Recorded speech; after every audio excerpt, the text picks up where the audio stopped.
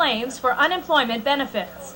The Labor Department announced new applications for unemployment checks fell by 22,000 last week to 432,000. Economists had expected the number to increase to 460,000. Still, with the national unemployment rate around 10%, millions of Americans are out of work. And that's putting a severe strain on states paying out weekly unemployment checks.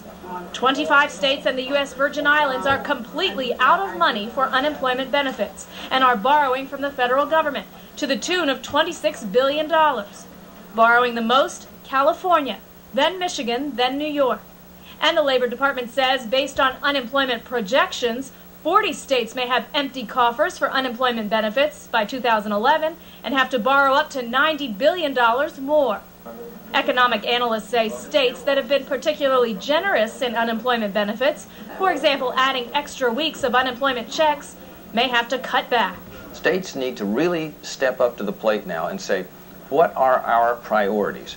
And I think what they'll conclude is that the hard cases, the truly poor, the truly needy, must come first. And so we have to kind of shift the line, as it were, and make sure that those in the middle class that have other means to take care of themselves do so, and that those who are in most need are addressed first.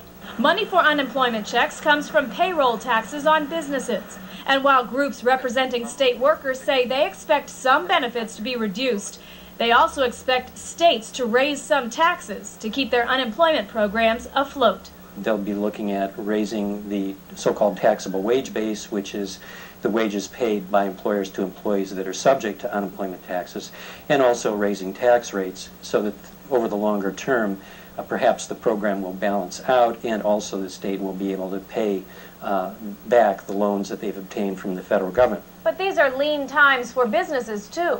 And Bill Beach says states need to be cautious in increasing taxes on them, as it could bankrupt more companies and put more people out of work. In Washington, Molly Henneberg, Fox